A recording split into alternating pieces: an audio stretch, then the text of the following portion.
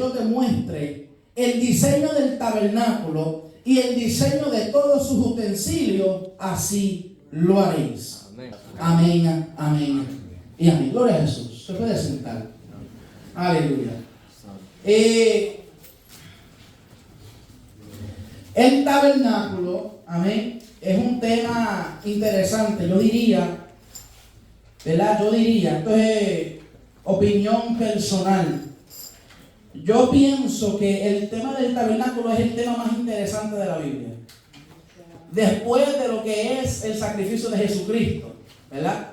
Yo pienso que el tema del tabernáculo es un tema muy interesante, muy importante. ¿Por qué digo esto? Porque el tabernáculo es simplemente un modelo de lo que había de venir. ¿Amén? El tabernáculo es un modelo de Cristo, del propósito de Cristo, de lo que Cristo hizo por nosotros. Amén. Aleluya. Y nos enseña el secreto y el plan mesiánico y redentora de forma simbólica y tipológica. Si pasamos al próximo slide, amén. El slide número 3. Ajá, ese mismo. La palabra tabernáculo, gloria a Jesús, es una palabra que viene de la palabra hebrea Mishkan. La palabra Mishkan significa lugar de morada, así de simple. Es un lugar donde las personas moraban, en tiendas. Aleluya. Israel se movía en el desierto y en esas tiendas, en lo que llegaban a la tierra prometida, por ese tiempo y por ese momento, esas tiendas eran el lugar de morada de Israel. Ahora, nosotros acabamos de leer en el verso 8, ¿verdad? En el verso 8 acabamos de leer que dice que el Señor quería un santuario. ¿Amén? ¿Para qué? El deseo de Jehová era habitar en medio de su pueblo. ¿Amén? Ese era el deseo de Dios. Dios quería morar entre su pueblo. Pero Dios podía morar en medio de su pueblo, ¿sí o no? En el momento, sin tabernáculo.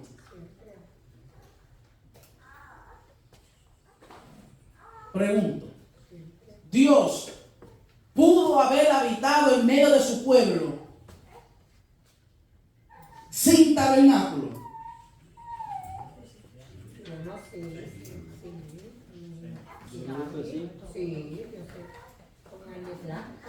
Nada es imposible para Dios. Yo digo que sí. Amén. La mayoría dice que sí. Tenemos que entender el propósito del tabernáculo. El propósito del tabernáculo era para darle la habilidad a Dios morar en medio de su pueblo. Porque el tabernáculo, cuando sigamos estudiando, es la manera en que Dios se separaba del pueblo de Israel. Porque nuestro Dios es un Dios extremadamente santo. Los ángeles gritan: santo, santo, santo. La palabra del Señor dice que la tierra es el estrado de sus pies, ni las montañas pueden aguantar la presencia del Señor. Dios los toca y ellos tiemblan ante la presencia del Señor. Imagínate si no hubiera un lugar en donde todo ese poder, donde toda esa gloria, donde toda esa majestad pudiera encapsularse. Israel estuviera muerto mismo en el desierto. La Biblia dice que nadie puede ver a Dios y pueda vivir. Imagínate si la presencia del Señor descendiera sobre Israel. Israel no pudiera haber aguantado. Y Dios, conociendo esto, en el verso 8 de capítulo 25 de Éxodo, Jehová le dice a Moisés: yo quiero que empieces a recoger materiales porque vengo a a morar entre mi pueblo. Ahora, Éxodo, el Éxodo acabamos de leer, Éxodo 25, verso 8. ¿Alguien me puede leer Isaías capítulo 7, verso 14? Y alguien que me lea Mateo capítulo 1, 19 al 23.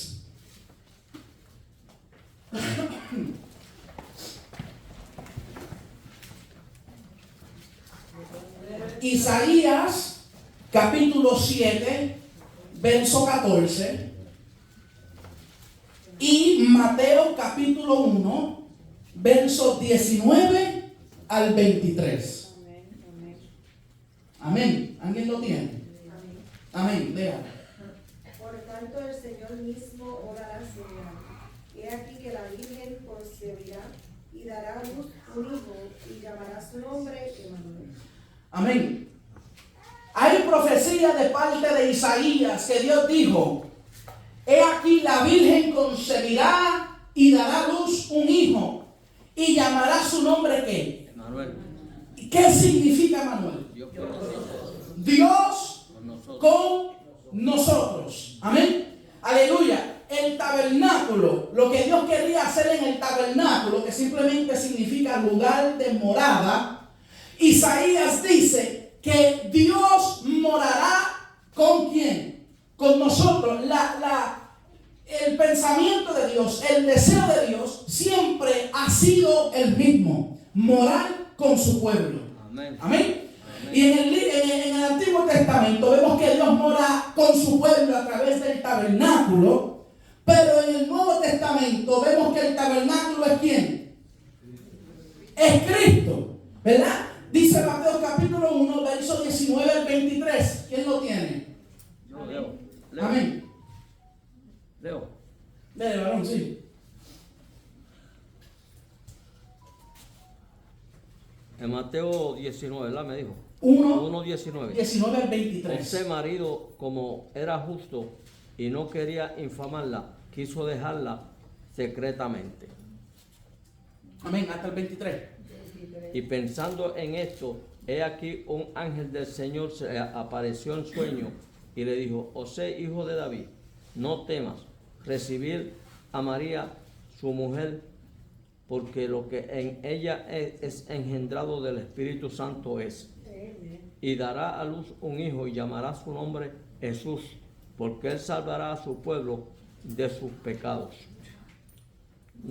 Todos estos acontecerá que se cumpliese lo dicho por el Señor por medio del profeta cuando dijo: he aquí una virgen concebirá y dará a luz un hijo y llamará su nombre Emmanuel, que traducido es Dios con nosotros. Dios con nosotros. El deseo de Jehová siempre ha sido morar con su pueblo. Amén. Con sus escogidos. Amén. Con los que Él ha llamado. Amén. Dios con nosotros. Emmanuel. Él quiso tabernacular en nosotros. Juan capítulo 1 dice: en el principio fue el verbo era con Dios, el verbo era Dios, y el verbo se hizo carne, ¿y qué? Habitó entre nosotros. El deseo de Dios siempre ha sido habitar en medio de su pueblo. Amén. Eso lo podemos ver desde el Génesis, con Adán y Eva. Dios venía a cada instante, a cada minuto, para hablar con Adán y con Eva. Pero Adán y Eva decidieron ¿qué? Comer del fruto prohibido, y creó una desconexión. Dios bajó como normalmente hacía para hablar con Adán y con Eva. No los encuentra y él dice: Adán, ¿dónde estás tú? Porque el deseo de Dios siempre era tener una relación con su criatura. Amén. Aleluya. Y en el tabernáculo vemos que Dios está tratando una vez más de morar en medio de su pueblo, para poder tener la conexión de nuevo con su pueblo, para hablar de nuevo con su pueblo, para poder relacionarse de nuevo con su pueblo. Y Dios decidió que es la forma que lo va a hacer es a través del tabernáculo. Amén. El tabernáculo era construido en el centro del campamento de los israelitas. Amén. Y era simbolismo de cómo Dios debería ser el centro de la vida del pueblo de Israel. De igual manera que Jesucristo debe ser el centro de la vida del cristiano. Si pasamos al próximo slide. Amén. El tabernáculo, amén, contenía algo que se llama el atrio. ¿Verdad? En el atrio, gloria a Jesús, se encontraban parte de ellos, la Biblia le llama muebles. Amén. Eran piezas que se podían mover. En el atrio se encontraba el altar de los holocaustos. En el atrio se encontraba la fuente de bronce, o lo que conocemos como el lavacro. Amén. Y el lavacro era usado para limpiarse las manos, para limpiarse los pies, para limpiarse el cuerpo, antes de entrar al lugar santo. Amén. Cualquier ciudadano israelita podía entrar en el atrio, pero no podían tocar el mueble del tabernáculo. Solamente los sacerdotes podían entrar adentro del tabernáculo de reunión. Dentro de este tabernáculo existían otros muebles, otras piezas. Existía el candelabro. Existía la mesa de los panes. Existía el altar del incienso. Y existía el arca del pacto. Y todos estos muebles es lo que constituye el tabernáculo que Jehová quería que Moisés hiciera. Amén. Ahora, si entramos al próximo slide, hermanos, solamente estamos dándole un pequeño preview, porque hoy no vamos a tocar todos los puntos de todos los muebles del tabernáculo, porque serían temas que se llevaría toda la noche y otra noche más. Es un tema, ¿verdad?, demasiado de profundo. Nada más en el atrio, ¿verdad?, definiendo el atrio. ¿Qué es el atrio? Amado, aquí lo tengo, 19 páginas de información. So, vamos a seguir poco a poco entrando desde el atrio hasta el lugar santísimo. Amén. Y yo quiero que ustedes vayan conmigo en esa jornada del lugar del atrio hasta el lugar santísimo, donde está la presencia de Jehová de los ejércitos. Amén. Aleluya. En el Éxodo capítulo 32 y capítulo 33, ¿verdad? Todos conocemos esta historia. Todos conocemos esta historia. Es un momento dado donde, ¿verdad?, hay un momento oscuro en la historia del pueblo de Israel. Porque el pueblo de Israel transgrede el pacto, ¿verdad?, en la cual ellos iban a entrar, ¿verdad? En estos capítulos encontramos que Moisés está en el monte 40 días, 40 noches. Pero mientras Moisés está en el monte, ¿qué está sucediendo abajo? Todo el mundo estaba haciendo lo que bien le parecía. Y todos juntos le pidieron a Dios: haznos un becerro, por favor, para adorar al Dios que nos sacó de Egipto. Y en estos capítulos estamos viendo esta historia progresar. Y mientras el pueblo de Israel está en este desorden, el Señor está en el monte con Moisés diciéndole cómo tenía que crear el tabernáculo. Aleluya. Ahora, es muy interesante que nuestro Dios es un Dios omnisciente. Aleluya. Nuestro Dios es un Dios omnipresente. ¿Ok?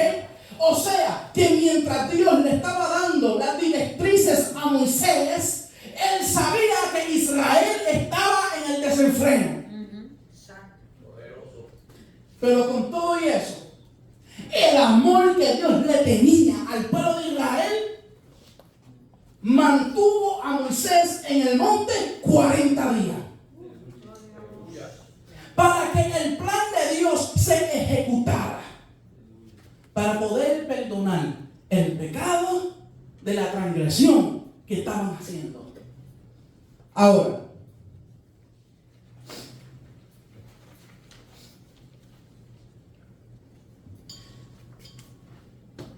los capítulos 32 y 33, ¿verdad?, del libro de Éxodo, demuestran una tipología de lo que es la caída del hombre, el constante fallo del hombre, ¿verdad? Que aquí no somos buenos, aquí no hay nadie. El libro de Romanos capítulo 3 dice que no hay quien busque a Dios, no hay ni siquiera uno.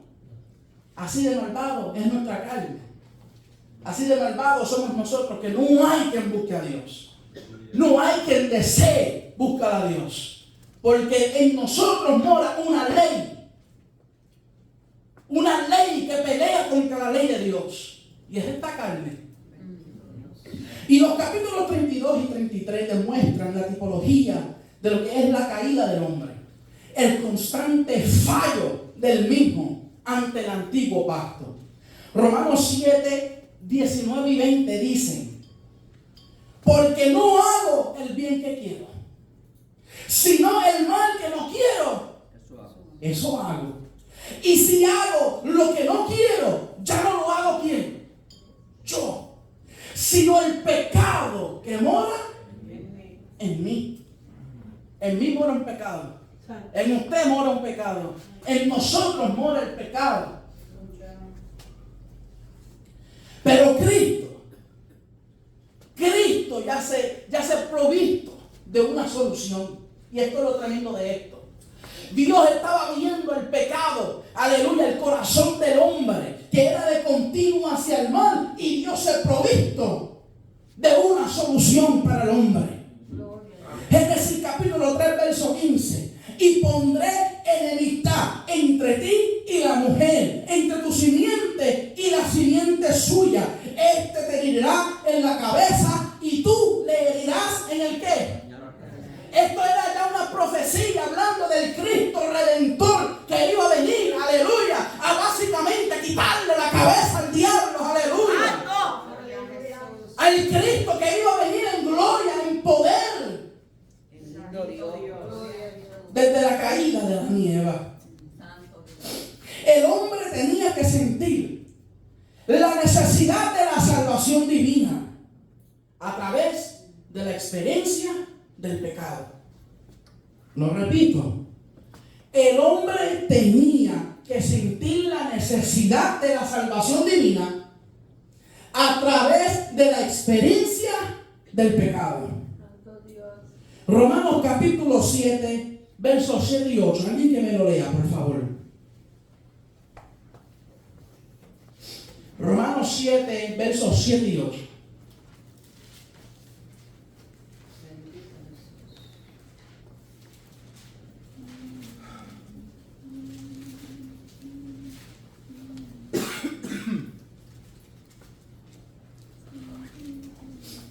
Amén. Amén. ¿Qué diremos pues? La ley es pecado. En ninguna manera, pero yo no conocía el pecado sino por la ley, porque tampoco conociera la codicia si la ley no dijera no codiciarás. Mas el pecado, tomando ocasión por el mandamiento, produjo en mí toda codicia, porque sin la ley el pecado está muerto. Porque sin la ley el pecado está muerto. ¿Qué estaba dándole Dios a Moisés en el monte mientras Israel estaba abajo en su desenfreno? La ley. Estaba dándole la ley. ¿Para qué? Para que Israel conociera lo que era qué. Lo que acabamos de leer. La ley nos deja entender que es qué. Que es el pecado, ¿verdad? Y para poder entrar a buscar lo que es la salvación, que es, aleluya, lo primordial de lo que es el evangelismo, es que la gente entienda que andan en pecado, que es consecuencia de su pecado. Porque si la gente no entiende que hay pecado, ¿cómo conseguirán la salvación? Poderoso. Gracias. Entonces Pablo escribe en el libro de Romanos que lo que es el pecado nació en nosotros a través y resultado de la ley. Y cuando Moisés le trae la ley a los israelitas, entienden que andan en pecado y ahora están buscando solución. Y Dios ya le da a Moisés la solución. Y Él le da, aleluya, a Moisés, aleluya, pieza por pieza, aleluya, la solución del pecado de Israel. En el capítulo 35 de Éxodo, entramos al segundo paso del plan de Dios para con el hombre. Las instrucciones de la erección física del plan divino. Amén. Y ese es el tabernáculo. Ahora, un poquito de información general sobre el tabernáculo. El tabernáculo fue instituido después de ser libertado de Egipto. El tabernáculo fue instituido después de que Israel recibió la ley, que ya acabamos de hablar. Fue instituido para enseñar a los israelitas cómo acercarse a Dios. Las instrucciones de cómo levantar el tabernáculo están encontradas en el capítulo 25 en adelante. Y ya que Israel andaba por el desierto, el tabernáculo, Dios lo montó de una manera, lo diseñó de una manera que se podía montar y desmontar, moverse de lugar en lugar, porque la presencia de Jehová en forma de columna de nube y columna de fuego, aleluya, se movía a través del desierto. Y cuando Dios decidía que vamos a parar aquí, entonces Israel establecía el tabernáculo allí. Y si Dios decía es tiempo de irnos, los israelitas rápidamente desmontaban el tabernáculo y seguían la nube en el desierto. El tabernáculo fue hecho al plan de Dios y no al del hombre. Éxodo 25:34 dice, Dios hablándole a Moisés, mira y hazlos conforme al modelo que te ha sido mostrado en el monte. El tabernáculo era usado para entender los pasos necesarios para poder adquirir perdón y restauración de parte de Dios. Amén. Dios habitó en el tabernáculo por un promedio de más o menos 400 años. Amén. Desde el capítulo 25 hasta el tiempo de Salomón, donde edificó, aleluya, el templo, aleluya, pasaron más o menos 400 años. El tabernáculo fue hecho alrededor de 1440 años antes de Cristo. Y desde ese entonces, el tabernáculo ha sido el centro del campamento de Israel. Next slide, please. Ahora vamos a entrar al propósito del tabernáculo. Amén. Aleluya. No pongan su pila, no guarden su pila, ya mismo vamos a estar dentro de ella. Gloria a Jesús, con un buen jato. Aleluya. El propósito del tabernáculo. Dale. Es darle a Israel una muy necesitada representación de la presencia de Dios en forma simbólica y palpable. Amén. La tendencia natural de Israel era apartarse de Dios, aunque Dios hizo un montón por ellos. Éxodo 32, 1 al 6. ¿Quién me lo lee?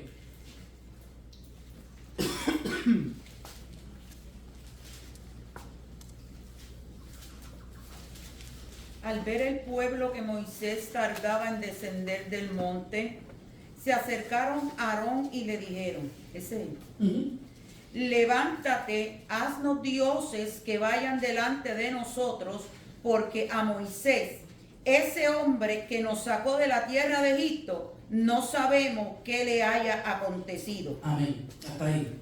Ya cubrimos esa parte, ¿verdad? El propósito de la ley de Israel, la necesitada representación de la presencia de Dios, que fuera simbólica y que fuera palpable. Amén. Número 2. El tabernáculo era para representar el medio divino en la cual la humanidad pecadora pudiera acercarse a un Dios santo. Revela la relación rota entre Dios y el hombre. Amén.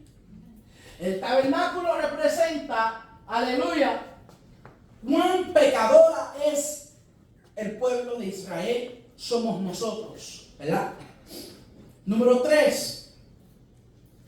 El tabernáculo prefiguraba a aquel en quien todos los simbolismos y sacrificios un día iban a ser cumplidos.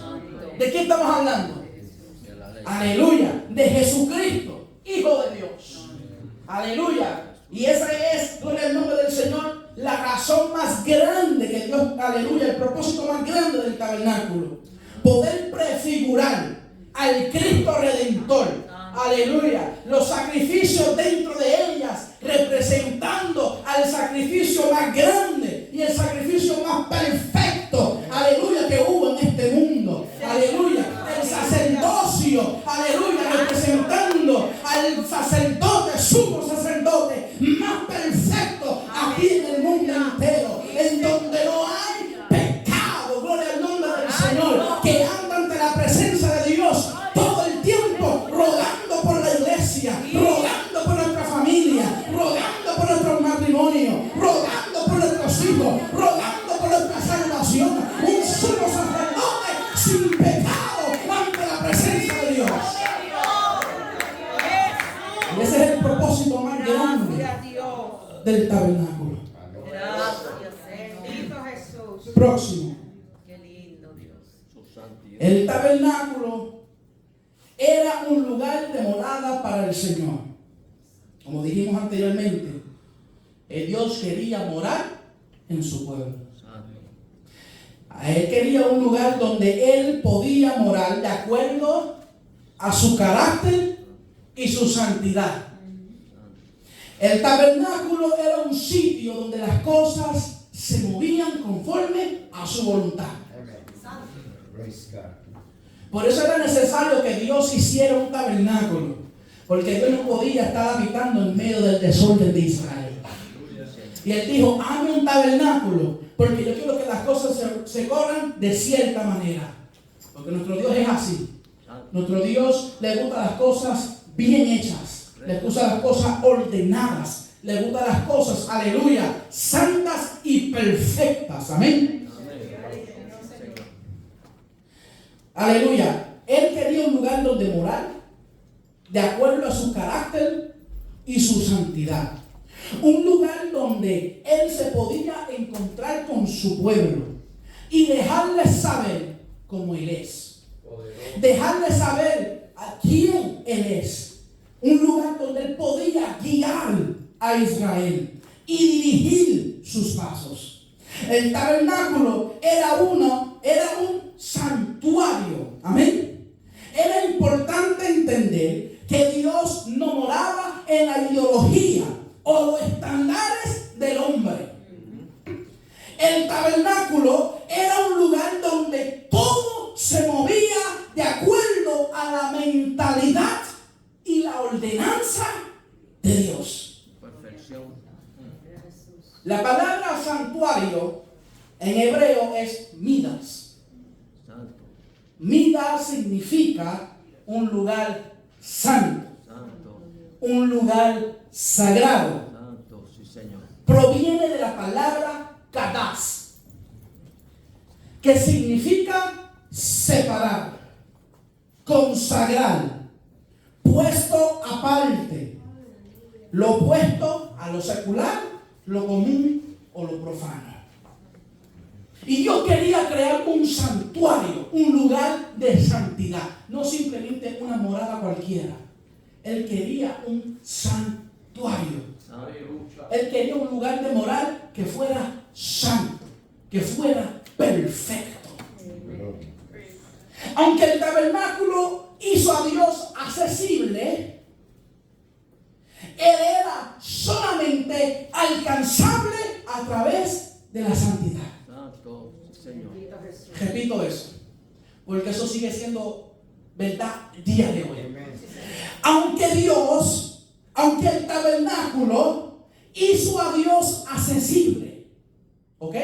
El tabernáculo permitió que Israel se conectara con Dios, pero él, hablando de Dios, solamente era accesible a través de la santidad. Santo, poderoso. Por eso dice la Biblia, seguid la paz con todo, Y la santidad, sin la cual nadie verá. sin la cual nadie verá al Señor. No te atrevas diciendo que de la manera que estás viviendo tú vas para el cielo. No me vengas con eso de que de la manera que te gusta venir y hacer las cosas dentro de la iglesia, medias hechas y medias chuecas, aleluya, que vas a llegar al cielo. Las cosas del templo de Dios son santas, son perfectas y son ordenadas. Santo. Y si leemos el Nuevo Testamento, la palabra del Señor nos habla de cómo la iglesia debe de andar. Cómo es el orden de la iglesia. Cómo es el orden de los cristianos que andan dentro de la iglesia. Nuestro Dios no es un Dios desordenado. La palabra dice que el Espíritu Santo no es un espíritu desordenado. La palabra del Señor nos habla y enseña a la iglesia a ser una iglesia ordenada. Porque una iglesia ordenada es una iglesia que edifica. Levítico capítulo 20, verso 7 dice: santificaos pues, Dios hablando de Israel, santificaos pues y sed santos, porque yo Jehová soy vuestro Dios. Si nosotros decimos que nosotros le servimos a Dios, tenemos que vivir una vida santa. Amén. Primera de Pedro capítulo 1, verso 15 dice: sino como aquel que os llamó es santo, sed también que Nosotros santos. ¿en qué? Toda En toda su palabra. vuestra manera de vivir. Usted sabía que los sacerdotes no podían entrar al lugar santo si no se limpiaban. Sí, Señor. Usted sabía que los israelitas no podían tocar el altar de bronce. Usted sabía que había ordenanzas en todo lo que era el tabernáculo. Santo. Y de la misma manera la iglesia debe andar en una forma santa y ordenada en toda vuestra manera de vivir. Amén. Ahora, próximo slide, mamá. Santo. La forma y la estructura del tabernáculo. ¿Okay? Ahora vamos a entrar a lo que es el tabernáculo y sus utensilios.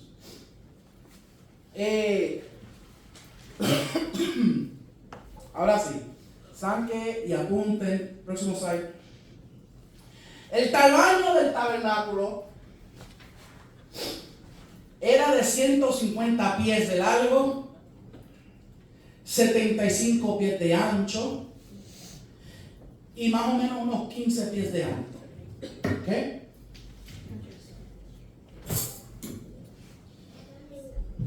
El tabernáculo, vamos a moverlo aquí un poquitito. El tabernáculo, que es el cuadrito pequeño que tú ves adentro del cuadro grande, ese se le llama el tabernáculo. El cuadro grande, colorado, es el atrio de lo que es el tabernáculo. Santuario. El tabernáculo estaba dividido desigualmente en dos partes. Santo. El lugar santo y el lugar santísimo. El lugar santo, Santo, sí, Señor. aleluya, Gloria a Dios. no sé si ustedes lo pueden ver. El lugar santo es donde tenemos los tres cuadritos pequeños colorados. Ese es el lugar santo. Y el lugar santísimo está más arriba. Y el lugar santísimo era un lugar donde era un lugar perfecto. Hasta sus medidas eran medidas perfectas. El lugar santísimo era un lugar de 15 pies de largo, 15 pies de ancho y 15 pies de alto. Una perfección completa. Amén. Ahora, la división, había algo que dividía el lugar santo y el lugar santísimo. ¿Ok? Y lo que dividía el lugar santo y el lugar santísimo es lo que nosotros conocemos como el velo. Amén. Ahora, si podemos ir al próximo slide, por favor. El velo es lo que estamos viendo ahí, que era colorado. Amén. Ahora, el velo, gloria a Jesús, medía más o menos como 4 pulgadas. Imagínense. 4 pulgadas son más o menos como así de ancho. Así de ancho era el velo. ¿Verdad? Conforme al historiador Josefo, el velo medía unas 4 pulgadas. Y habían varias teorías de lo que era el velo, ¿ok? Y yo estaba estudiando y decía, wow, la verdad que esto es interesante. Aleluya. Dice, una de las teorías es que se necesitaban más de 300 levitas para poder montar el velo. Cada vez que se desmontaba y cada vez que se montaba, se necesitaban la fuerza de 300 levitas para poder levantar ese velo. Imagínense cuán pesado era. Estamos hablando de 4 pulgadas de ancho, 15 pies de alto. Esa cosa pesaba. Aleluya. Y dicen que este velo era tan y tan pesado y tan grueso que si se le ataba caballos por todas partes, por todas las esquinas de este velo, jamás ni nunca podrían, aleluya, romper ese velo. Jamás ni nunca. Así de fuerte era lo que estaba ahí. Pero yo estudiando esto, yo decía, a la verdad que las cosas de Dios son tremendas. Porque si 300 hombres se necesitaban para poder levantar este velo, y cuantos caballos se pusieran a este velo, el velo no se rasgaba. Cuando Jesucristo murió en la cruz del Calvario, la palabra de Dios me dice que el velo se rompió de arriba abajo. Y no hubo mano de hombre en ese rasgo. Aleluya. Cuán poderoso es lo que Dios hizo en ese lugar. Imagínense lo grande que sucedió en ese lugar, que no había hombre que pudiera romper ese velo, no habían caballos que pudieran romper ese velo, pero la sangre del Cristo, la sangre del Cordero de Dios, aleluya, inmaculado, pudo arrancarlo como si nada, y no hubo mano de hombre, simplemente un Elí, Elí, lama sabactani, simplemente un suspiro, y el velo se rasga en dos.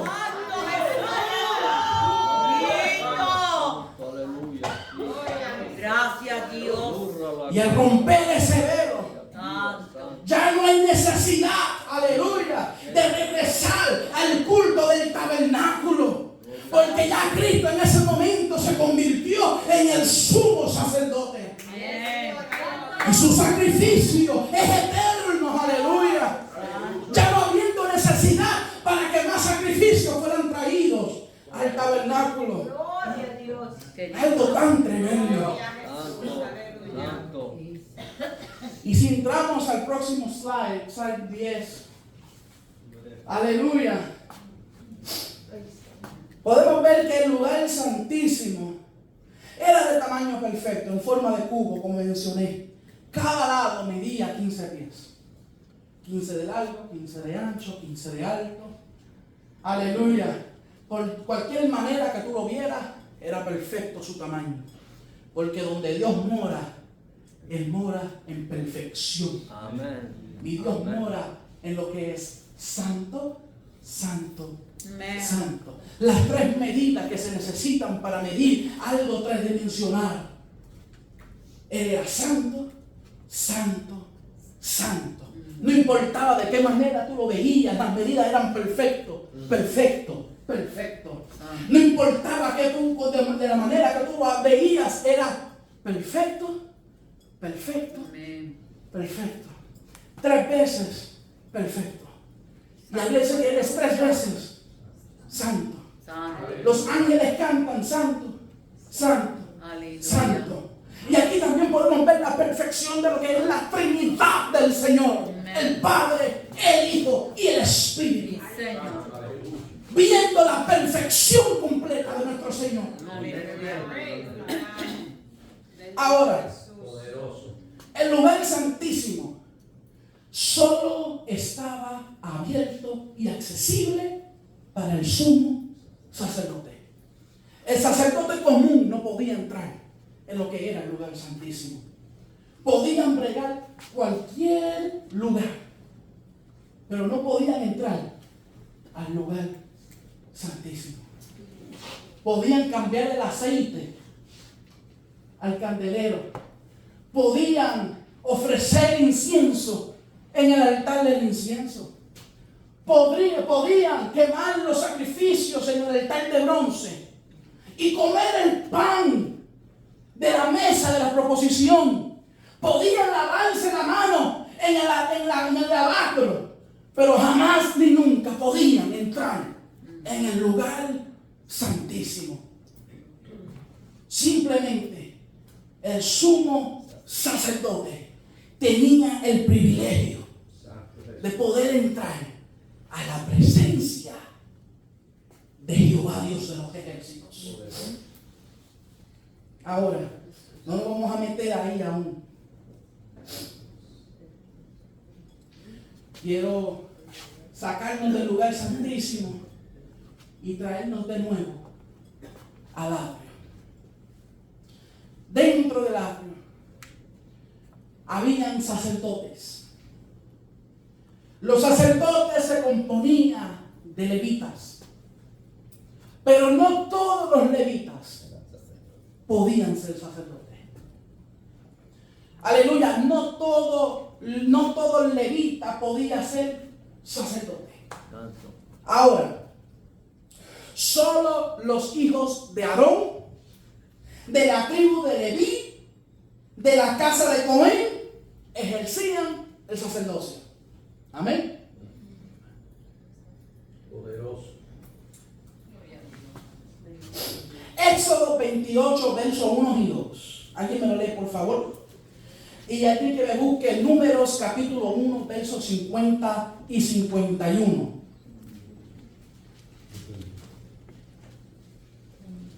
Éxodo 28, 1 y 2.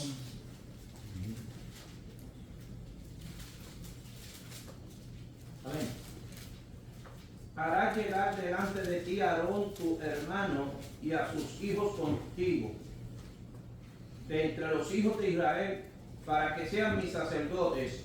Y Aarón y Nadab, Abiú, Eleazar e Itamar, hijos de Aarón, y harás vestiduras sagradas a Aarón tu hermano para honra y hermosura. Amén.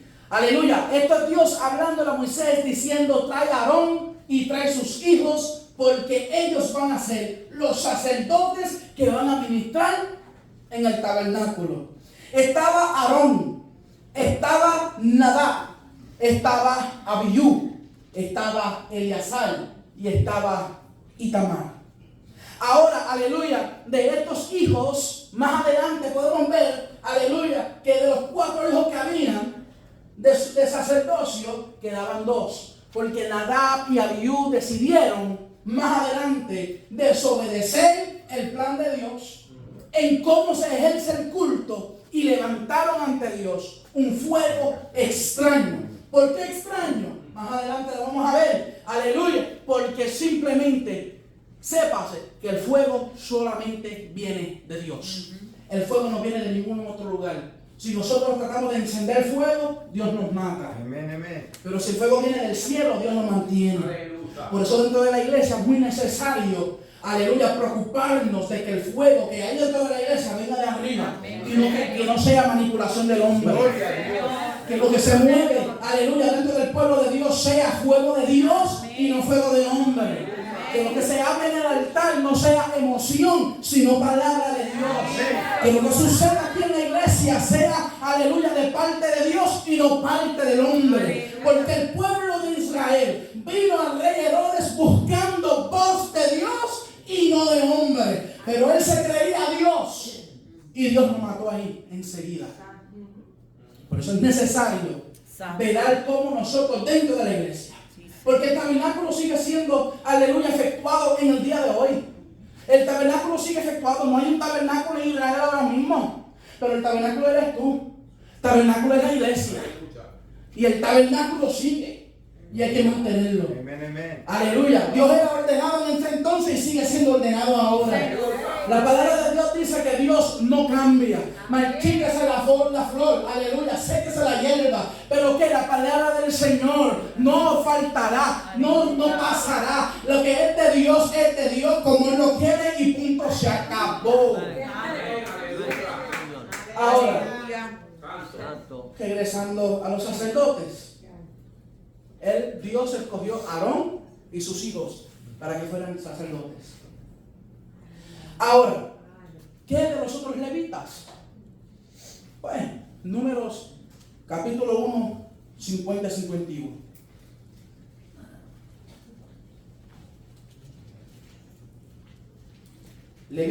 Números capítulo 1, versos 50 y 51. Alguien, por favor.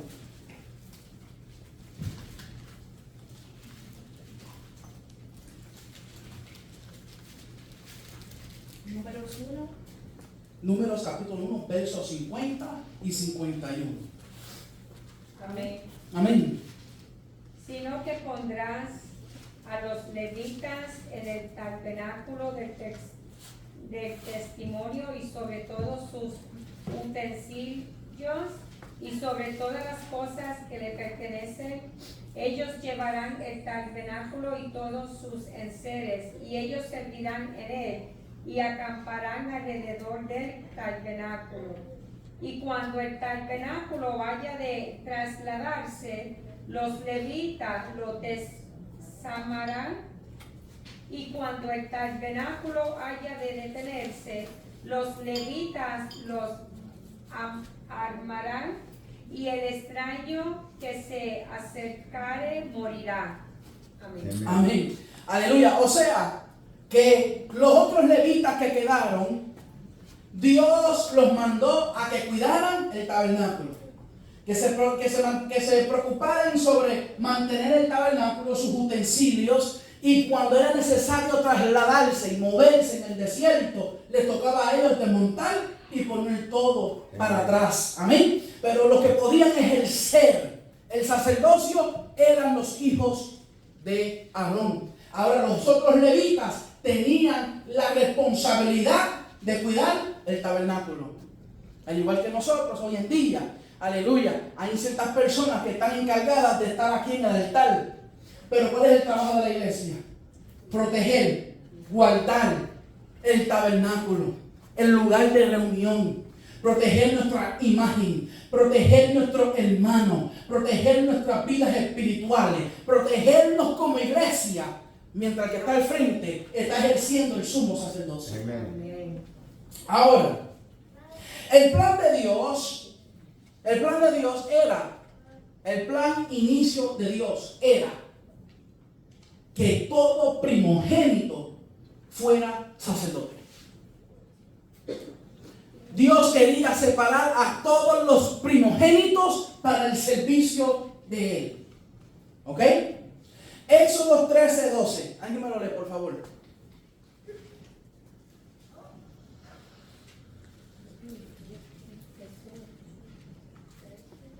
Éxodo 13:12.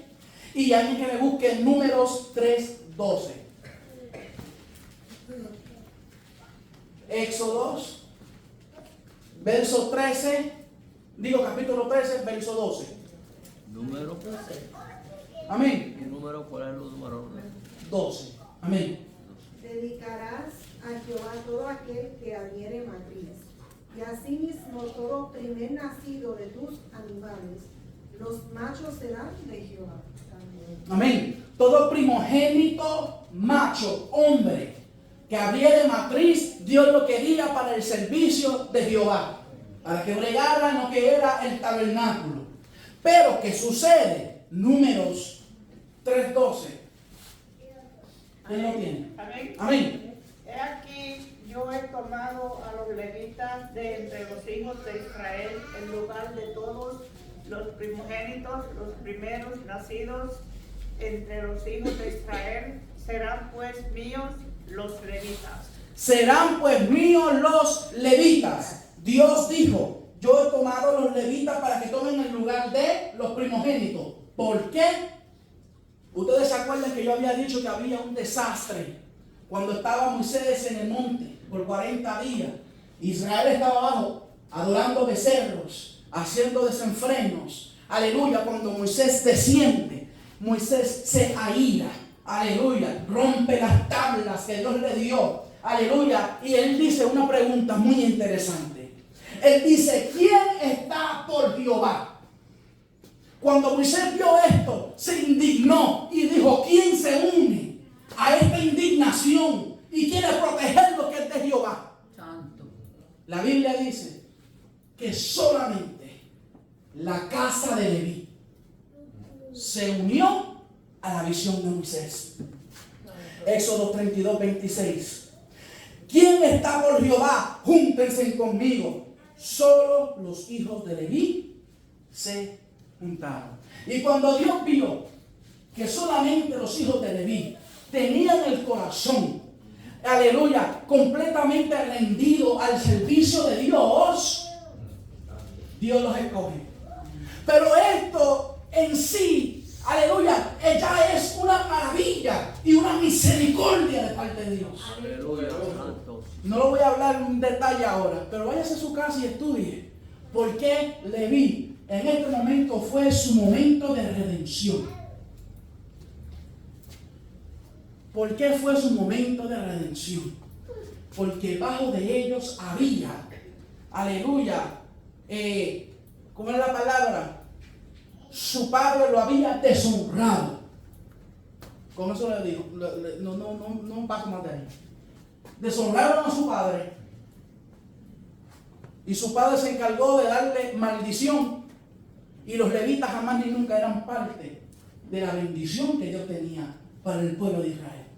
Pero en este momento los levitas se redimen bajo el celo de Dios, y Dios los redime y los toma para atrás, y ahora los levitas son los únicos que pueden operar dentro del tabernáculo, dejándonos entender la historia, la maravilla de la misericordia de Dios en nuestras vidas.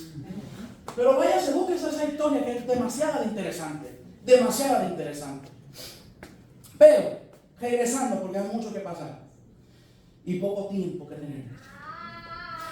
Cuando se hizo el censo de los primogénitos, en el libro de Números, capítulo 3, versos 40 al 51, ¿ok?